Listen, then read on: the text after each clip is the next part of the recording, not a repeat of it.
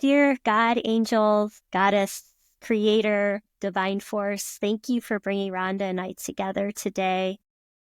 I ask that we bring forth a message of clarity, of quality, and inspiration for the highest good. May the intensity of our signal be strong enough to reach the ears that need to hear, but gentle enough to reach the hearts that need to soften. I honor everyone's contribution, everyone's attention, and especially Rhonda's path as she's gone through her life of exploration. I wish to highlight her highs and her wisdom. And I honor this container we're creating. And I ask my team, my guides, to aid us in bringing forth a message for the highest good. And I ask that this clarity of message be pure from our loving hearts and for it to be an inspiration as we build on this light grid that exists around the earth. May we feel this when we feel our changes. May we realize this connection, our helping of the earth, us helping ourselves, helps the whole earth heal. And may we be connected to that, whether consciously or unconsciously, to live to our highest potential. And may this episode help add to that divinity of humankind as we search and discover and remember. And so it is. I thank you. Thank you. I like that. Thank you. Really do. Well, hello, dear friends, and welcome to another episode of Life of Love. And I'm so excited to bring forth this message today. And, you know, it's a weekly podcast. We're on YouTube, and we really appreciate your ears and your attention and this community that we've built up. And I'm just really excited to invite Rhonda Parker-Taylor to Life of Love. She's in total alignment, and it's a fun thing. We were talking pre-interview. She's going to stretch today and link her two worlds together. And so I'm so excited to weave this and offer this for everyone. It's a delight. She's a best-selling author. She's written a drama suspense novel, which is really exciting. And then she's also working on a self-help book. She's been in the academic field. She has her MBA. She's gone down so many paths of learning and wisdom. And I'm just really excited to pick your brain today, Rhonda. Thanks for being on Life of Love.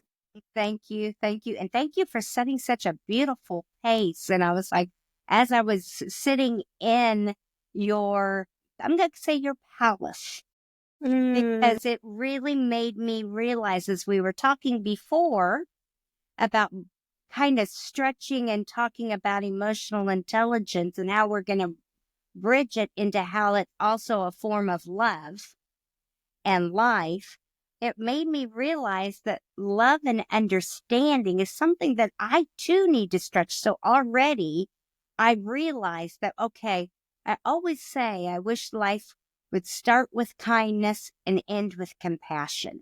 But now I feel like not only does it need to start with kindness and end with compassion, that in that bridging of the beginning and to the end, that we have to include the life and the love of everything that not only that we know and understand of love, but that we accept that our present, future, and past is bridged in that kindness to compassion through love. I mean, it just came to me like a light that emotional intelligence, where we often hear it as a buzzword now, is kind of that bridge, because we're looking at our intrapersonal, we're looking at our interpersonal, we're looking at our stress management in that, and we're looking at our general mood.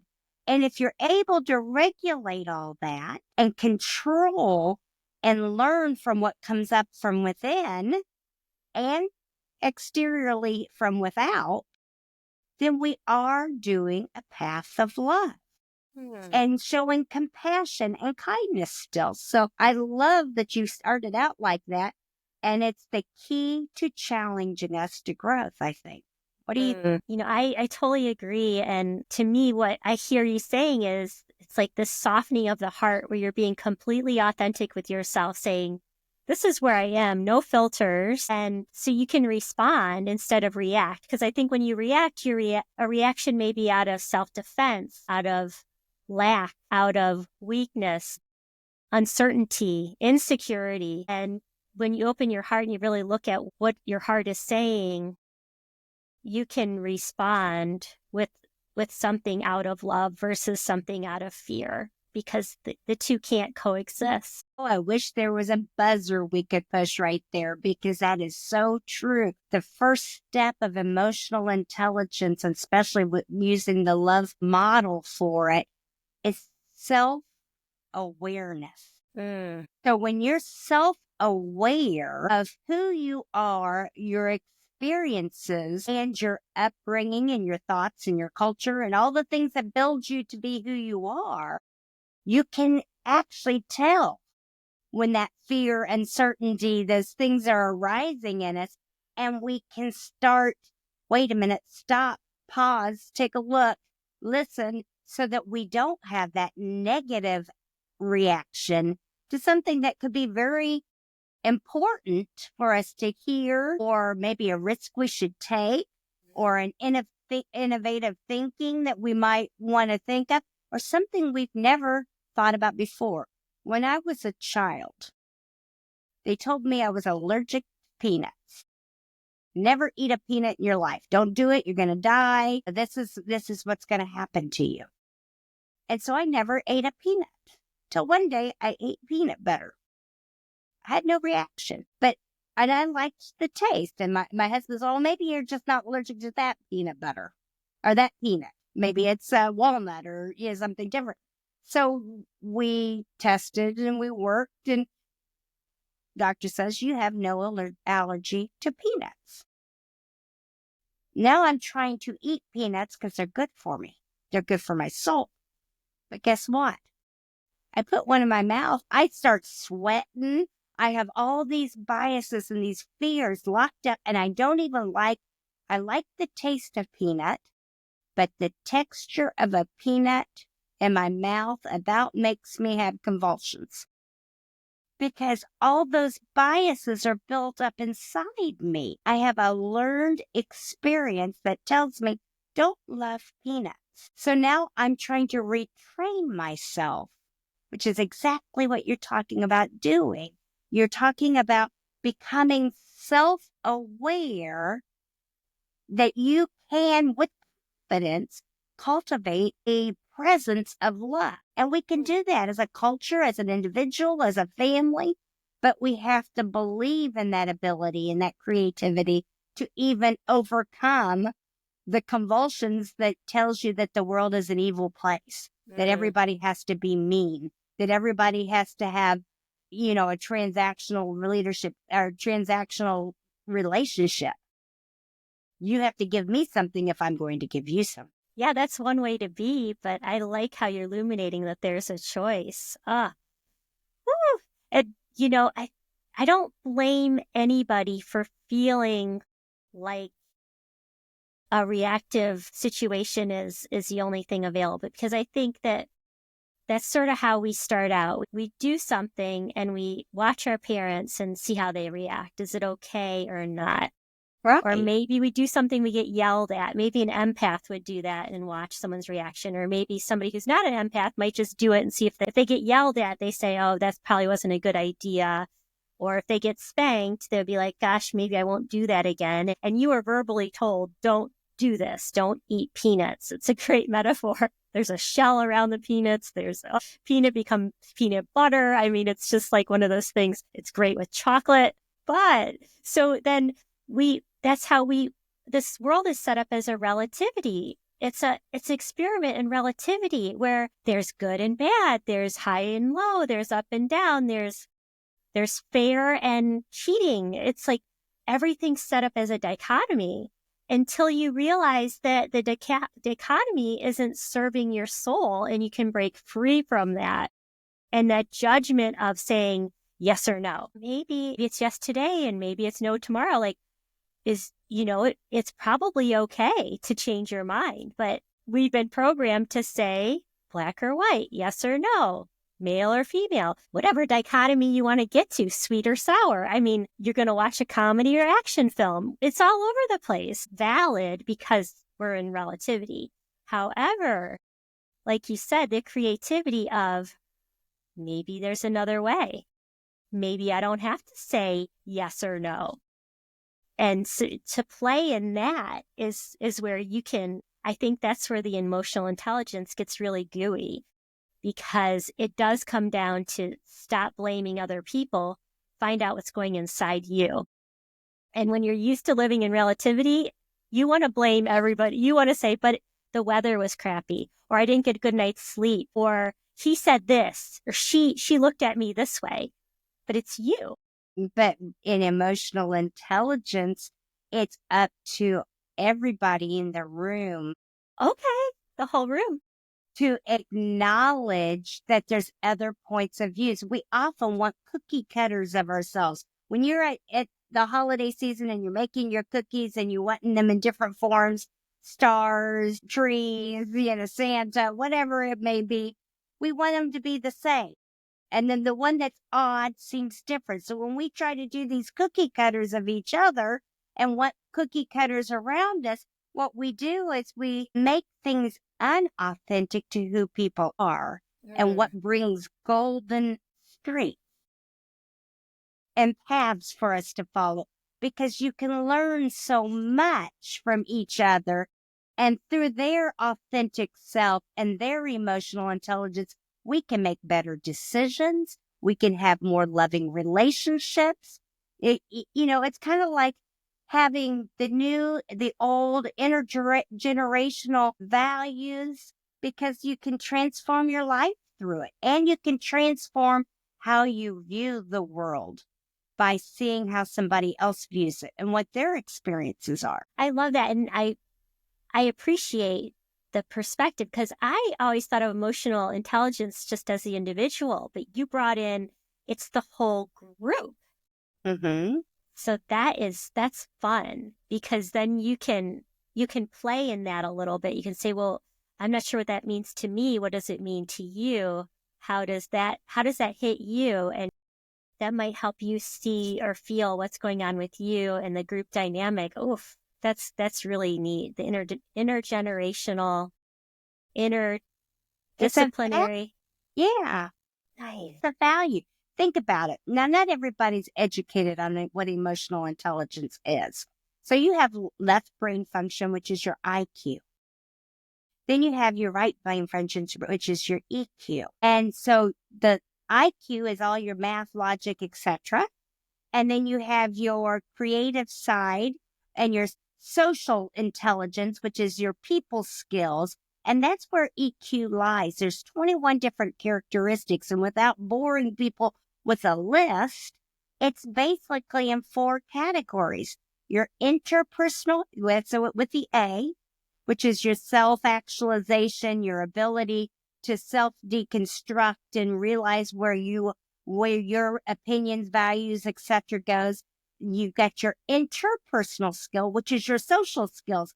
Do you have empathy? Do you have the ability to work with and listen to others? And, so you have those two working together all the time. So you get an EQ score, like an IQ score on the individual level. But when you get everybody in a group, what is their emotional intelligence? As a group, if we taught people, you got your intrapersonal, you've got your interpersonal, you've got your stress management. You throw people in a room and tell me that, they talk about in groups the storming, norming, performing phases. You get in there and everybody's storming for power, and norming is when you finally start working together better.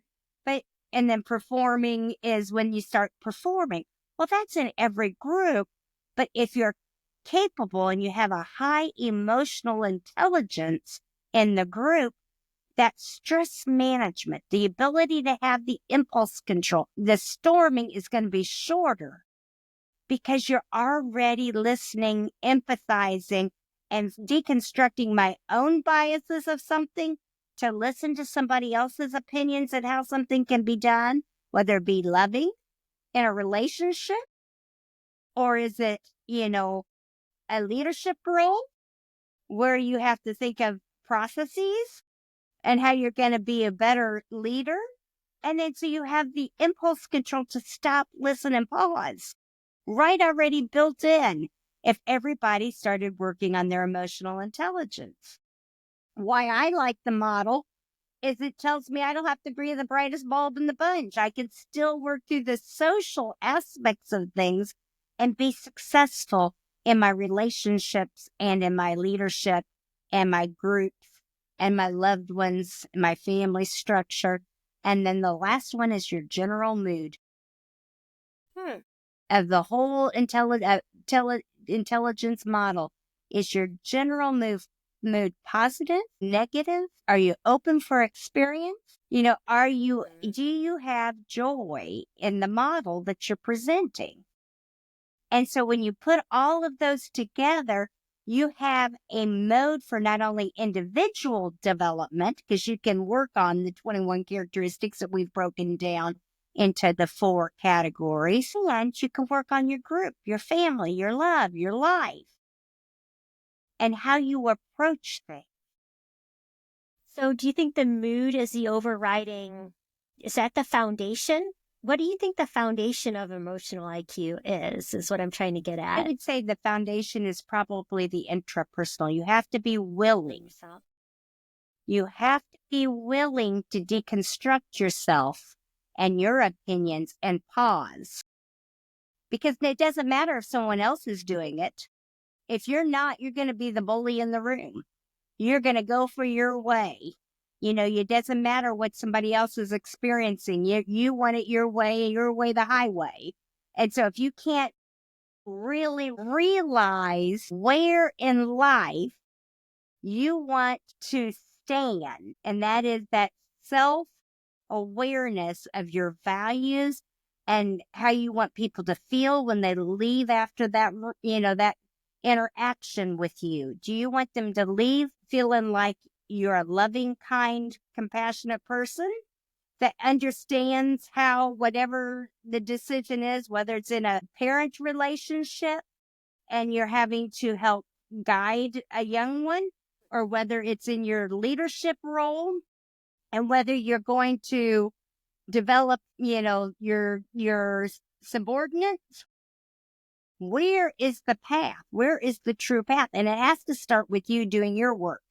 That you can suggest other people do their work, but if everybody has a broader knowledge of emotional intelligence and where it is, you have less of the power struggle because it becomes more of a we. And this is the decision we made, or the processes we create by understanding that we've included the least amongst us, even if it's not the path you take. Because you can't always take the path that considers the least amongst us. You really have to consider, that the crossroads to joy also requires everybody's got to eat. Everybody's got to, all these things that are concrete in life, but you can at least let their voice be heard. I love that. It's an ideal, right? Right. So it's making concepts like this valid so that people can see how it transforms the workplace, but then also applying these concepts to your family and how you don't have to always play the same role. Exactly. And You don't that's always great. have a scapegoat. You don't always have to be the winner. You don't always have to be the middle. You have the choice to shine and be the light that you're supposed to be in the group.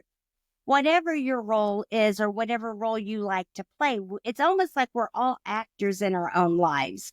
And what ends up happening is we're healing together and we have one story, but we have to turn our pain into our purpose. We have to turn our education into our purpose. We have to look at our journey of resilience into our purpose. And we come comfortable in the connections once we understand who we are and accept others for who they are. We can't all be the same. My sister is very different than I am. She's, a powerful executive for, our family's company, and she's very different from me. She's a Taurus. I'm a Libra. I'm the balancer. She's the bull. But, when you learn to accept each other for who they are and not try to change, you have to be like me for us to be in a loving life relationship. Once you quit all the power struggles and the going through a story of you're successful, I'm not successful, I'm successful, you're not successful. Whatever the dichotomy that you put, like you said, the black and the white, the yes and the no, then you can express emotional connection, which is why it's so powerful when you do your meditation before you start. Because when you do that, you're building a supportive network because you've accepted everybody for what they're going to bring, the value that they have. When you walk in a room and you've devalued someone already, or someone's devalued you already, there is no connection that's going to be made no matter what you want to do. And that is a reality test right there. Are you valuing the people that you disagree with, or are you devaluing just because you don't agree with them? That is a negative emotional intelligence when you're devaluing you, because there's always something that somebody can teach you from their own experiences, no matter whether they're the most intelligent person in the world, or maybe, they're not. Or maybe they are and you just don't know it. I'll never forget if you've ever watched AGT, America's Got Talent. This last episode that just ended a few months ago, there was a heavy set guy, Richard Goodman from Indiana. Of course, that always caught my attention. And he gets up there and he's a little bit awkward, and they have him introduce himself. And he was a janitor for a middle school. And everybody was like, well, good luck, at first. And as soon as he opened his mouth, America loved him. As soon as he did, he was the most talented singer that had been on in years, and everybody voted for him, and he ended up winning the $1 million. But many people devalued him based on the fact that he'd been a janitor for 25 years. He had all that talent in him. And he got discounted. But now he's performing in Vegas, got the $1 million, bought the new house, got married, all of these things that sometimes we need to embrace the light that's in somebody else that's different than our own light. That light, like as soon as you meet somebody, look for the light and find out that to navigate life's crossroads requires us to see the good in people, even when there's bad. Yes, even they could be judged for that. It's a really fun place to be when you can look at every encounter as a chance that can never be reproduced. And I talk about timelines all the time. It's like, okay, so you have this encounter and you have as many choices as you can think of to respond, not respond, how you respond, how you don't respond, energetically, verbally. It's all up to you. We're drunk on free will. Right. So you can create whatever reality you want at any time, depending on where you want to be. And I think that's why it comes back to love, because to get the highest expression, you come from love. And it doesn't have to be like a romantic love. It doesn't have to be like, no, I'm not talking about that. I'm saying coming from the highest part of yourself, which is your love, and seeing how that plays off. And that's why I always start out with, let's come from the highest good. And And no matter what happens, I tried for the highest good.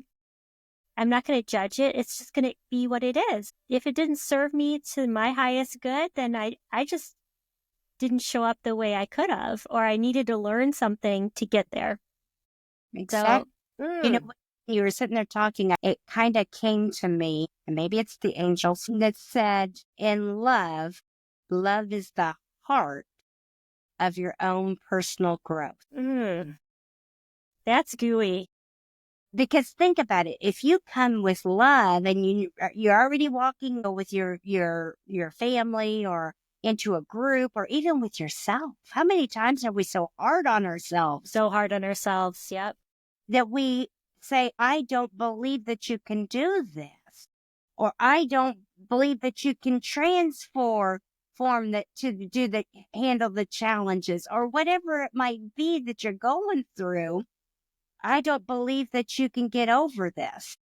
And so I must fall into depression. You know, if we show ourselves love, if we show others love, if we put grace in the picture, it is the center of our growth as an individual, as a community, as a family, as a nation, world, etc.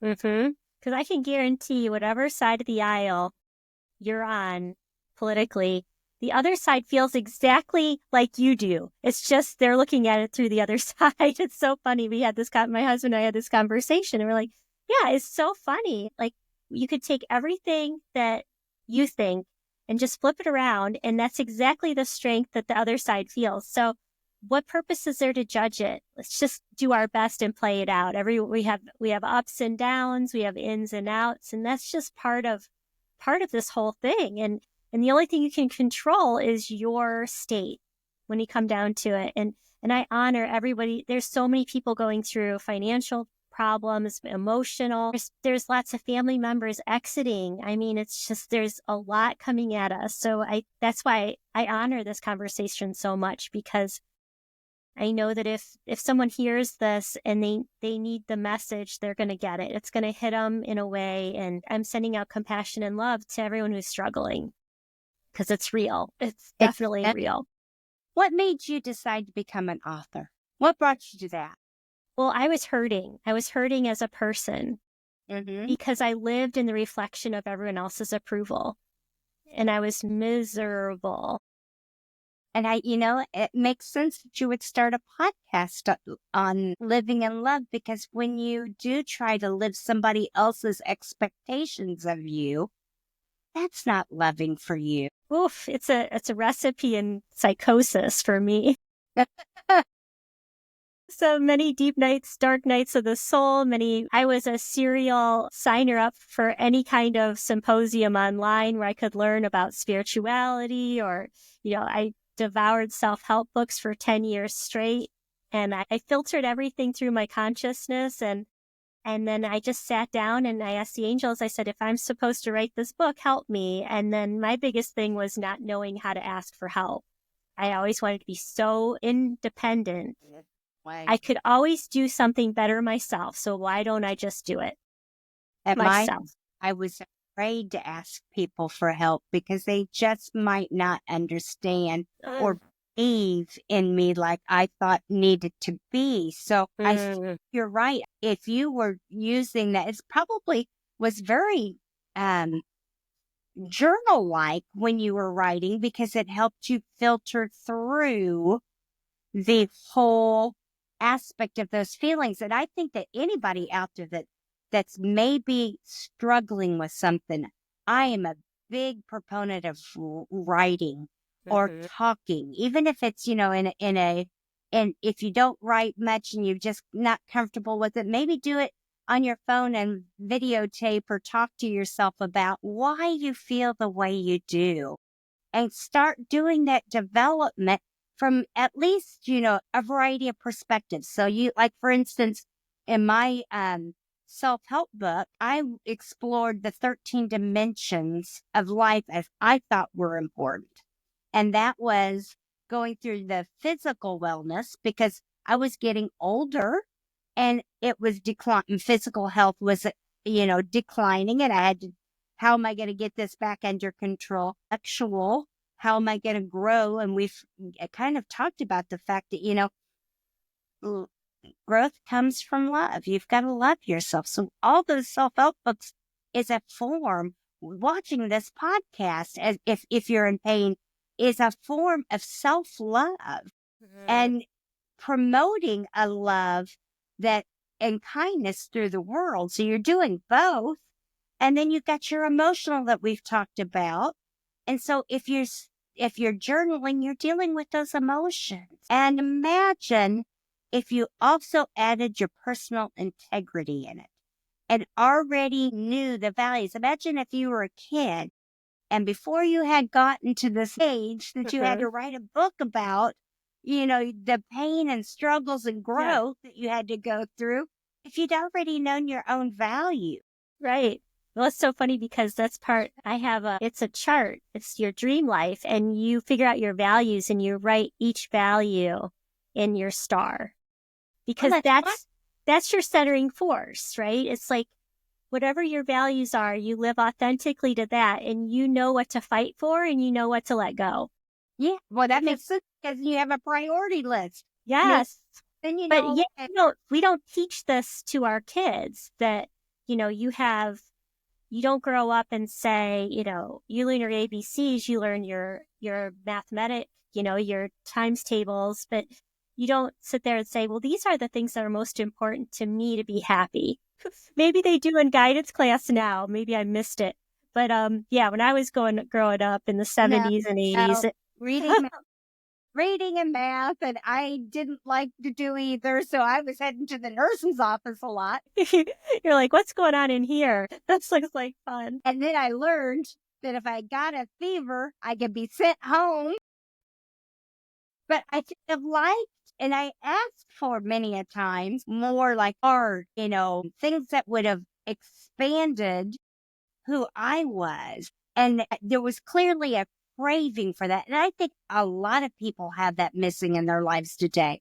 I think that's part of the reason, we have the violence that we have. I've been both the center of an attack before when I was in my teenage years. And then I've also had a young adult son that was shot and killed at work.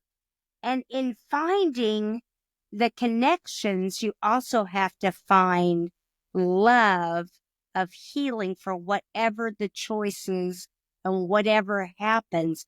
And I had to realize that here again, healing was a big part of my journey. So for me, I wrote, people say, why did you do fiction first? And it was because I could explore things through different personalities. And you're from the medical community, so you'll understand this right away. Every character I did a soap note on. So I went through and said, okay, this is their life story medically. This is their life story emotionally, mentally, even from they dressed inappropriately for the weather, some things that, people don't even think about. But what that did is it allowed me to bridge some of my loss in life and see it from other points of view by putting all these characters in a role and put them in their room where they're trying to solve a crime and see who did it, like a clue-based thing. And I was able to connect between loss and purpose. And everything we do in life has a winner, loser, loss, purpose. And it's how our mindset takes us through to empower our life with it that makes a difference. So that's what my goal is in Crossroads, is to allow people to go through the journey when they may not be ready for a self-help book. They can explore it through the characters and realize that there is strength in sharing their own stories too.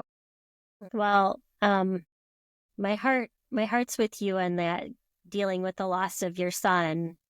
That's hard. But yeah, art, creativity, that's how we process this stuff. I mean, and you'll hear it over and over again. I feel like there is a load lifted. I feel like I have more space. I feel like I can stand up taller. wrinkles will leave your face when you finally let go of this stuff that can burden, can just keep weighing down on you.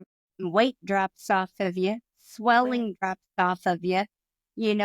When you take care of self, all of a sudden, berries taste good to you again and not, you know, Oreos, because your body craves the goodness, the light, the inflammation starts falling off of you. So, you have to find that true path and purpose for yourself. But at the same time, you have to find the connection to self and then the connection to everybody else and find ways of connecting that's differently. That's something that my husband and I have been trying to do a little bit more of, because we've gotten into this little routine. We had our day, and then he would sit in his chair, I'd sit in my chair. And now we're trying to sit in different places in the house, look at different things differently, and when you do the connecting, the love with intentionality, then you end up growing. And in life, it's work. You have to put in the work. Yeah. And that's the hardest thing about it, because you feel so depleted when you're in this place of feeling alone. You feel fat, you feel brain fog, you feel defeated, you feel left out. Whatever these feelings are, you don't feel like you have enough energy to go there. And that's the dichotomy of it, is that the only way to get over it is to go through it and to face the fear and face what you're actually doing to yourself, and being honest about how you're sabotaging, because you didn't end up in that place by chance. I mean, there's things that happen to you that you wouldn't pick. I'm not saying you put this on yourself, but there's always something you can do. There's always a lifeline. There's always something that the universe wants to show you, but you're not picking yourself up to see it. Right. It's like there's a light that leads the way to your journey. You're willing to see it. You're exactly right. Even the darkest of my moments in life, you have life hit moments, you have your choice moments, you have things that's out of your control moments, and then you have glory moments. But in those moments, you have the ability to move yourself through to the next thing. Now, you could make it as simple as the little jingles that we hear in the cartoons at Christmas time, like Rudolph the Red-Nosed Reindeer. One of the famous ones is put one foot in front of the other. But it's very simple to say, but it's so hard to do when you're in the moment.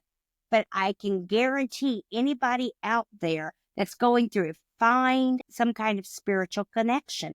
For me, when my son was killed, I'd be driving, and then I'd be in a meltdown moment that could have sent me straight to the bed into depression. But maybe I was driving and I couldn't. So I'd be looking around like this, looking for a health facility, mental health facility, looking for a church, looking for somebody to talk to. And what I would do is I would pull into the first community center, pull in to go talk to anybody. It didn't matter if it was religious, what denomination, what it was. All I knew is I was in pain.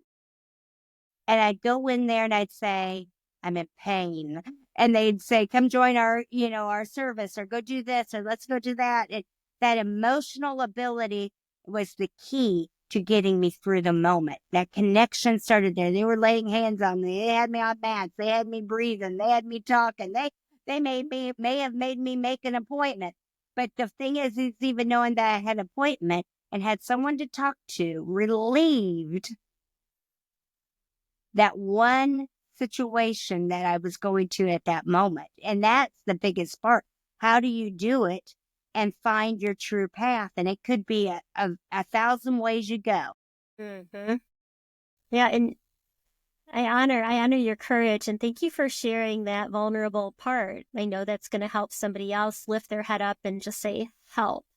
And, they call it a mitzvah, the Jewish faith calls it a mitzvah. It's a mitzvah when you let someone else help you too. I mean, because that's a blessing to their life. If they can show up for you in their light, we're all one. It's Right. just, sometimes you're taking and sometimes you're giving and sometimes you're surrendering and just saying, well, show me what I need. Because sometimes you think you need to get, but you really need to give. So you just ask, show me what I need to see, And sometimes all you have to do is say thank you for a terrible day. Hmm. Sometimes you don't have to find somebody else because, like, just like you started it with the mindful prayer, you can pull your own heritage and your own strength of angels. Hey, there was a point during that time I said about all the places I would go. One place that I would go to is Crown Hill in Indianapolis, which is a cemetery. And people are going to say, why would you go there? No, it wasn't because anybody was buried there that I knew, but it was the tallest point in Marion County where you could oversee everything. And I knew that my mom's family that was historically from Indiana. I knew there were a few out there somewhere. I'd never been there, but I would just sit there and meditate and cry, tell and ask, say, please come help me, give me the strength to make it to another day or to make this other decision or whatever it might be. And I found that love and light all were there if I just asked for it. Mm-hmm. And If you're I worthy. You're worthy and you're divine. You deserve to ask. That's the Mhm. message. And guiding you through the life's toughest spots sometimes. There's a study that I think it was Lilly Pharmaceutical did, and they were trying to find out if there was such a thing as being reincarnated. So they went and they were studying the brain, and what they found was something that they didn't expect. I don't know if they've ever finished the whole study, but they Mhm. found that just like the rest of our body, our brain is DNA. And they hypothesized that some of the deja vu that you remember is not really that you did it, but maybe one of your ancestors did it, Mm. one of their experiences. So you're actually pulling from an experience that your ancestors had. And So yeah, the that, epigenetics is yeah, what they're, yeah. It's yes. so cool. And also, like, it can be good or bad. Like, some of it's not your shit. Some of it's your ancestors' shit. Sister, we're on our time, and I promise to keep you on your schedule because you have a busy day. But I loved your website. Would you please shout that out because I checked it out before we Mhm. met. And it has your blog on there. It has all your resources, your books, and everything that you're doing. So it's a great hub for anyone who wants to go deeper into this. I'm sure it's RhondaParker-Taylor.com. Rhonda's with an H, so it's RHONDA. So if you don't put the H in there, I have no idea. Maybe I need to do it one time to see where you end up. RhondaParker-Taylor.com. And it has all my social medias on there. It has, like I said, like you said, it has my bio, my email, everything there. If you want to shout out and talk about this podcast, make sure that you give Julie a big hand. She's there for you. She's been doing this a long time for you. Get your resources, share, and hey, it's been a pleasure. I can't believe that the time is already over. I know. Thank you so much, dear sister. This has been amazing. And yeah, please subscribe on YouTube, share my episodes. This all makes a difference. So you're all adding to the grid of light. So I honor your contribution. I appreciate everyone's ears. This has been so much fun. Thank you, Rhonda. Thank you. Have a great day, everybody, and stay in the light.